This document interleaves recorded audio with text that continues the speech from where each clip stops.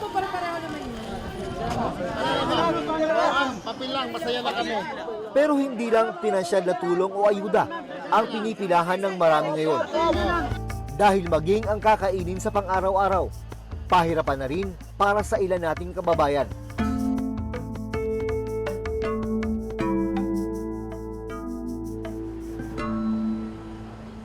Alas 3 pa lang ng madaling araw, nagsimula ng pumila ang nasa 300 tao sa labas ng Kadiwa Center sa Quezon City. Ang mga narito, umaasang makakabili ng bigas sa halagang 20 pesos kada kilo. Ang regular meal kasi na bigas ngayon sa merkado, nasa 40 hanggang 60 pesos na. Pero dahil alas 6 pa ng umaga magbubukas ang Kadiwa, ang ibang nakapila, naglatag na ng kumot para magpaumaga. Isa sa mga nakapila si Mary Inocencio, residente ng Barangay Culiat, Quezon City. Kasama niya noon ang busong anak na si Mean. Bitbit ang kumot at karton. Ito na ang magsisilbi nilang higaan habang naghihintay na magbukas ang Kadiwa Center. Mas makakasiguro raw kasi siyang makakabili ng murang bigas kapag maaga sa pila. Kasi ma'am, kahit naka-online kami, kailangan talagang maaga pumila para maaga kaming makauwi. Kasi yung schedule namin 6 to 7, kailangan sa 7 nakakalabas na kami dyan sa loob. Kasi ang init maglakad. Yung iba kasi naabot pag halimbawa naka-online na sila, alas 5 na sila darating, doon na sila sa huli-hulihan. Namamasada ng tricycle ang asawa ni Mary, habang siya sa pangangalakal ng basura kumikita. Ang problema, kamakailan, huminto na siya dahil ipinagbabawal na raw sa kanilang inuupahang bahay ang pangungulekta ng kalakal. Maliit na, nabawasan pa ang budget ng kanilang pamilya. Kaya naman kapag may perang pambili, nakikipagsapalaran si Mary sa magpila para sa murang bigas. Pero hindi naman sunod-sunod kasi walang pera pang bili. Kahit sabihin natin na mura lang yung bigas, mahirap hanapin yung pera kasi mahal yung gasolina. Kaya pag may pera na, ayan, makakabili na kami. Nakilala rin namin sa pila ang senior citizen na si Mang Badong. Alas 3 naman ng madaling araw nang pumila siya kasama ang mga kapitbahay. Noong isang araw, di kami nakakuha. Nasa bungod na kami, hindi na kami nakakuha. Daming tao. Hirap, puyat, pagod, init. Kami mga senior, tiis kami. Makakuha mo lang pagkain sa pamilya. Tulad ni Mary, malaking bagay rin para kay Mang Badong na makabili ng murang bigas. May anak kaming 10, may anak kaming 5, apo pa. Kakain ba isang 10 kilo ilang araw, 10 kilo? Wala pang 3 araw, upos na. Oh, simple hanap pa naman. Kung may napagtrabaho mo, di ka na nagkatrabaho, simple. Wala ka naman isutos sa pamilya mo. Pagpatak ng alas 5 ng umaga, mas humaba pa ang pila. Kasi yung iba dyan nahihiya. Bakit kayo mahihiya? Wala tayong ginagawang masama. Malaking bagay ito sa mga mahirap. Ang iba, nanggaling pa sa malalayong lugar. Para pigilan ang antok, ang ilan bumili at kumain ng mga paninda sa gilid. Habang sina Mary at kanyang anak, pinagkasya ang daladala nilang tubig. Doon na kami nagkakape sa bahay pag uwi namin. May dala na kaming bigas. Wag nyo, asikasuhin nyo na. Good morning po sa lahat. Ayos na, Pi. Lahat po na naka-appointment. Dito po yung live. Walk-in kayo. Online. Nagsimula ng magpapasok ang mga tauhan ng Kadiwa Center.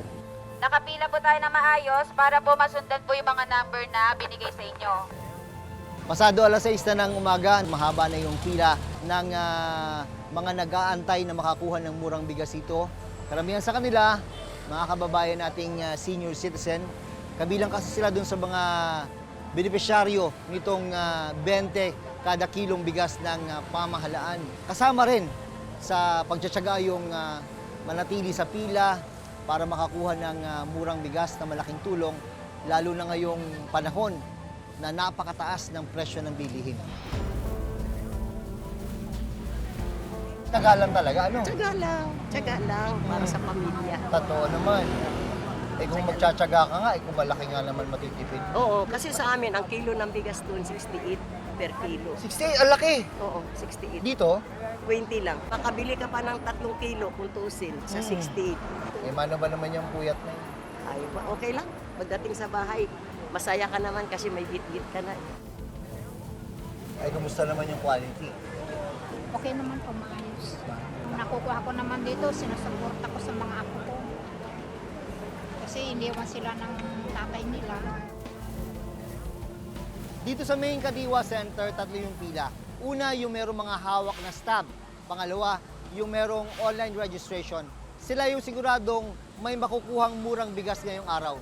Pero meron din namang nagbabaka sakali. Ito yung mga nakikita nyo sa aking likuran. Sila yung mga tinatawag na walk-in.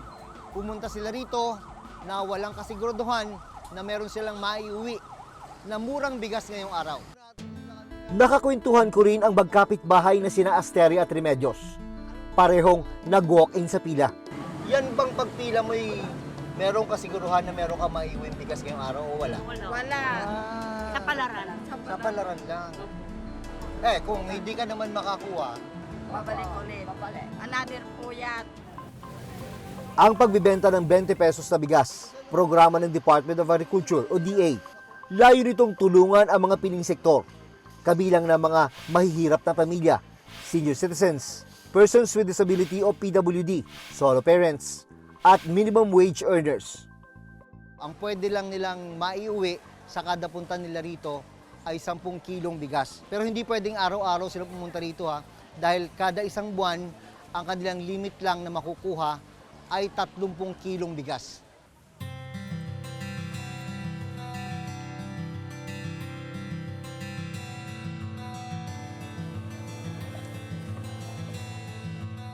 Samantala, makalipas ang magdamag na pagpila ni Mary.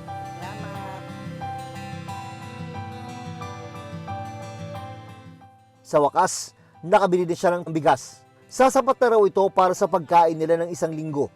Baliwalo kami sa bahay, malaking bagay na po to sa akin yung tag 20 ang kilo.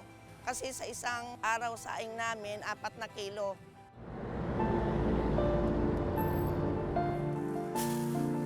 Pagkagaling sa Kadiwa Center, umuwi sila ng bahay. Agad na isinaing ni Mary ang nabiling murang bigas. Ang problema, may kanin man, wala naman silang uulamin sa tanghalian. Indian Mingo, yung ulam namin. Minsan itlog, sardinas para makatipid. Kung may pambili, kung wala, di, kape na lang. Bago pa man ang nararanasang krisis sa bansa, bunsod na nangyayaring gulo sa Middle East, ramdam na ng pamilya ni Mary ang kahirapan. Lalo ngayong tumataas pa ang presyo ng mga bilihin. Bago ang tanghalian, dumating ang asawa ni Mary na si Jeffrey. Maswerte na raw na ngayong araw, nakautang sila ng 2 lata ng sardinas sa tindahan. Ang hirap talaga. Pero sa pangkain namin araw-araw, sa awa ng Diyos, nakarecover naman. Laki talagang tulong bigas na yan. Pagtitiyak ng DA, kahit may kasalukuyang krisis sa langis, may sapat na supply ng bigas sa bansa. Nasa humigit kumulang 2.5 million metric tons po, equivalent to 65 days na buffer stock po ang meron tayo. Ituturing po ito na moderate, stable naman po ang ating supply.